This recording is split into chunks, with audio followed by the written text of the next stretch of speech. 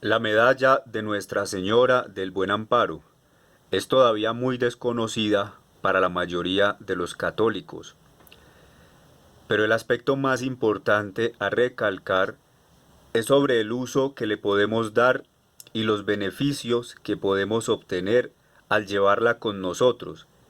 Y para ser muy conscientes de esto, vamos a analizar muy bien la inscripción que la Santísima Virgen indicó fijar en el reverso de la medalla, como invocación permanente de ayuda celestial.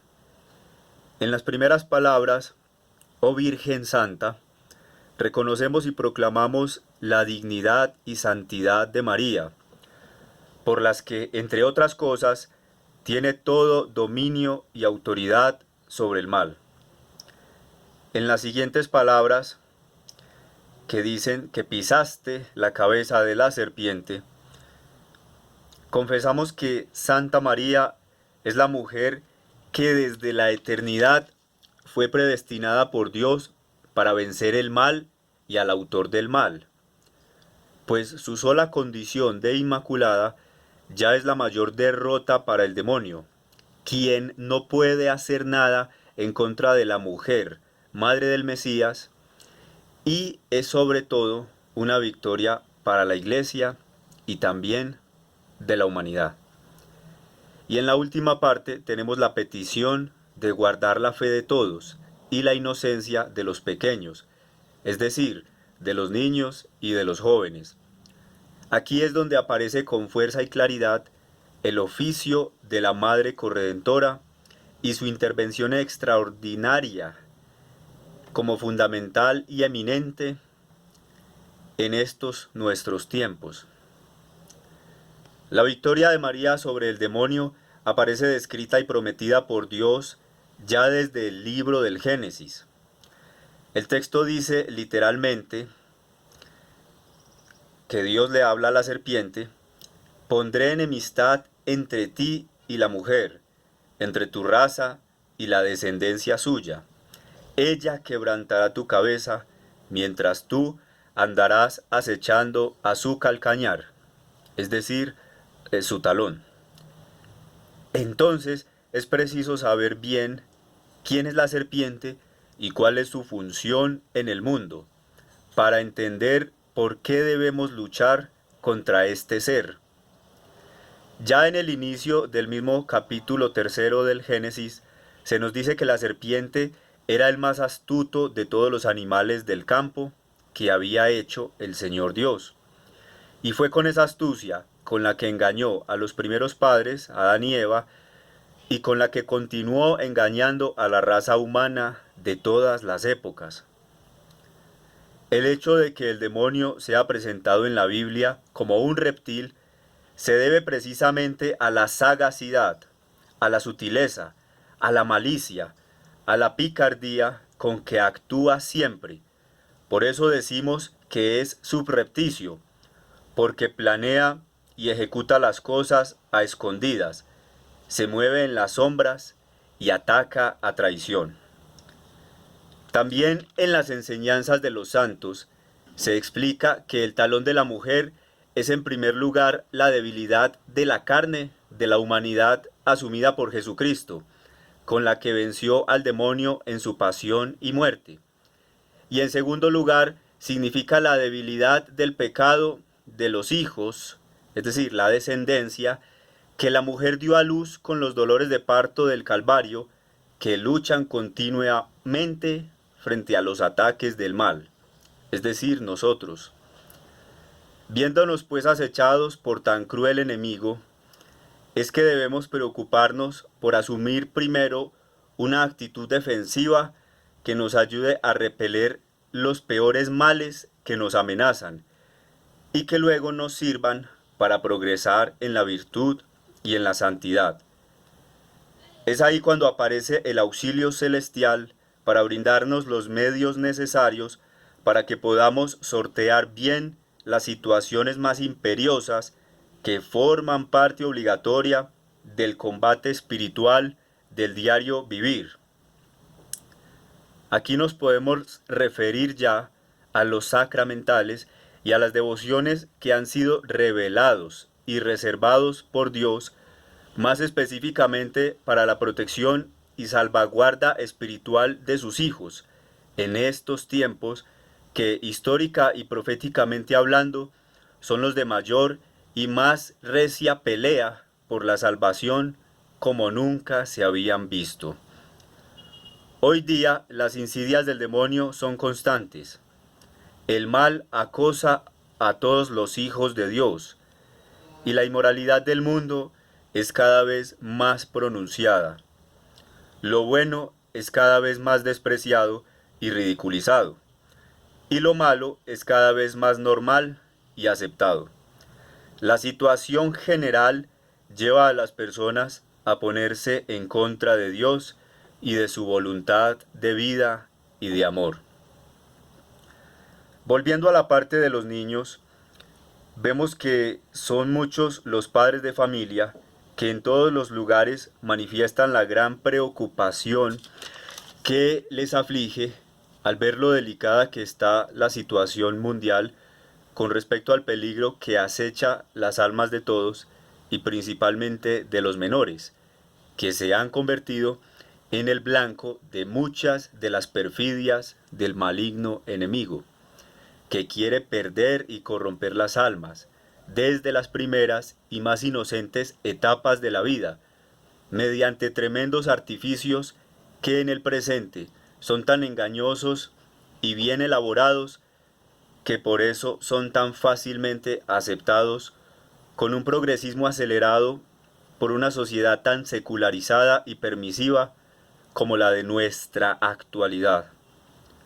Nos referimos con esto también al hecho específico de que los niños de toda clase y condición están siendo adoctrinados en las ideologías y acosados con ciertas perversidades que en el ámbito global se presentan disfrazadas de alternativas para la diversidad o de opciones culturales o de aprendizaje inclusivo.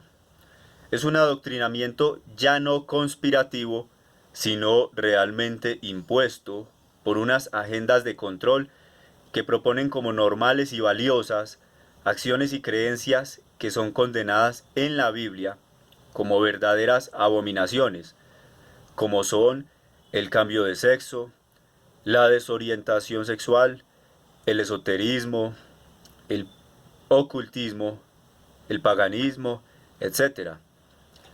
En el presente, lo que es maléfico e inicuo se muestra disfrazado como algo angelical y lleno de bondad. Esto nos confirma una vez más en las palabras de Jesús cuando decía que el diablo es el padre de la mentira y de los que obran el mal, y también cuando decía el Señor que los hijos de este mundo son más sagaces en lo suyo que los hijos de la luz. Ya en muchos países se proponen estas maldades a todos los niños desde su más tierna edad, haciendo así posible que se pierda en ellos el candor y la inocencia, que son las cualidades más bellas de esa etapa de la vida y que los asemeja a los ángeles de Dios cuando aún las conservan. Ya hay ciudades en donde las administraciones municipales o distritales permiten que a los institutos de formación lleguen personas de dudosa moral o abiertamente de mala reputación a realizar, entre comillas, talleres que favorecen el daño psicológico y sexual en medio de actividades en donde su cercanía con los niños es demasiado estrecha y vinculante. Ya en otra ocasión, Jesús hizo una severa advertencia para que quienes hagan y enseñen el mal delante de los niños, cuando dijo: al que escandalice a uno de estos pequeños que creen en mí, más le valdría que le colgasen al cuello una piedra de molino y que lo hundieran en el fondo del mar. Y luego Jesús añadió: guardaos de despreciar a uno de estos pequeños, porque os digo que sus ángeles en los cielos están viendo siempre el rostro de mi Padre celestial. Y nosotros que hacemos una observación cristiana del acontecer terrenal y que presenciamos con dolor cómo la furia del infierno se ha desatado en la tierra, cómo las peores formas de maldad aparecen con forma de benignidad. Vemos la indiferencia religiosa, el desamor, la frialdad. Vemos el reino del egoísmo dominando por doquier. Y todo esto unido al perverso propósito del maligno de robarse las almas de todos con la preferencia por las almas de los niños. Entonces es cuando más debemos reaccionar decididamente por perseverar en nuestra consagración a Santa María y por entregarle permanentemente las vidas de los pequeños a su inmaculado corazón, que es lo mejor que podemos hacer para ayudarles a librarse del mal temporal y eterno. Para esto contamos con la ayuda poderosa de Nuestra Señora, que está siempre dispuesta a socorrer a todos los que invoquen su gracia y asistencia, para sí mismos y para los demás. Pero no basta con pedir su protección, es necesario alejarse del mal, del pecado, para que las árdides de Satanás no tengan efecto sobre nosotros. De lo contrario, nuestra devoción sería falsa y nuestra fe sería vana. Un ejemplo de contradicción o incoherencia en este sentido se lleva a cabo cuando padres o tutores no se capacitan para analizar o discernir los contenidos digitales o televisivos que ven los niños. ¿Cuántas de las plataformas de streaming que se pagan por suscripción tienen o producen contenidos infantiles, entre comillas, tan nocivos y en algunos casos tan satánicos que se convierten en una verdadera dosis de veneno mortal para sus mentes y sus corazones? Viendo también cómo la impotencia del ser humano es tan grande que no puede rechazar o combatir lo suficiente contra el pecado en su propia vida, y que mucho menos podrá ayudar a los demás a librarse del mal y sus consecuencias, es cuando debemos recurrir a la fuerza de Jesús y a la gracia de María para sobrellevar esta lucha con valentía, como dice San Pablo a la carta a los Efesios. Dice el apóstol: por lo demás, reconfortaos en el Señor y en la fuerza de su poder. Revestíos con la armadura de Dios para que podáis resistir las insidias del diablo. Porque no es nuestra lucha contra la sangre o la carne, sino contra los principados, las potestades, las dominaciones de este mundo de tinieblas y contra los espíritus malignos que están en los aires. Por eso, poneos la armadura de Dios, para que podáis resistir en el día malo, y tras vencer en todo, permanezcáis firmes. Hasta ahí la palabra de Dios. Aquí es donde entran los sacramentales, como la armadura de Dios para protegernos, para cubrirnos y también para combatir contra el mal. Es la que debemos usar nosotros y nuestros niños. Hay muchos sacramentales muy buenos para estos tiempos, y entre ellos uno de los mejores que se nos da como un regalo del cielo es la medalla de Nuestra Señora del Buen Amparo. Es otro de los regalos del corazón de María para estos tiempos, ya que la visión que tuvo la vidente que recibió este sacramental empieza con el corazón de María. Ella vio la medalla sobre el corazón de nuestra Madre.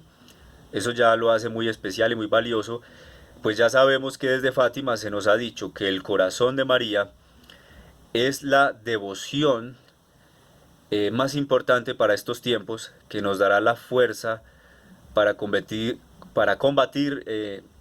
las más feroces batallas espirituales que tenemos que enfrentar en estos tiempos, y es el medio para llevarnos a la salvación y para encontrarnos con Dios. Eso es el corazón de María. En la descripción del video voy a poner las palabras exactas de la Virgen a María Julia Yageni sobre la elaboración de la medalla, y ya les he contado en todo este relato por qué es importante usar la medalla, proveernos con ella.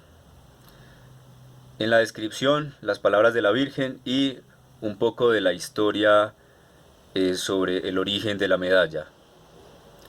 Esta imagen que ven en el fondo siempre me ha gustado mucho y me parece muy especial porque se presenta a María como la nueva Eva. Están Eva a la izquierda y Santa María a la derecha. Eva todavía enredada por la cola de la serpiente que la engañó y a ella y a Adán los llevó al pecado, pero María, cumpliéndose la profecía, aplastando con su pie, con su talón, la cabeza de la serpiente, venciendo todos los poderes del mal. En la mano derecha de Eva está el fruto prohibido que representa el pecado, la desobediencia, la rebelión contra Dios, y María toma la otra mano de Eva y la lleva a posarse sobre su vientre, donde está el fruto de la verdadera vida, es decir, Jesús, que está en su vientre y que ha venido a librarnos del pecado, de sus consecuencias, que ha venido a darnos a todos la salvación, la liberación, la verdadera vida. Por eso María es la nueva Eva. Ella es la madre de los creyentes, de los que creen en el Señor, de los que han aceptado la vida de Dios dentro de sí mismos. Eva recibió ese nombre de parte de Adán porque es la madre de los vivientes, por eso se le llamó Eva. María, ya desde los padres de la Iglesia, la conocemos como la madre de los creyentes, es decir, de los que ya no viven solo de la vida carnal, de la vida biológica, sino de los que viven de la vida espiritual, de la gracia de Dios que nos ha traído Cristo Jesús. Que el amor de los sagrados corazones de Jesús y de María estén con todos ustedes.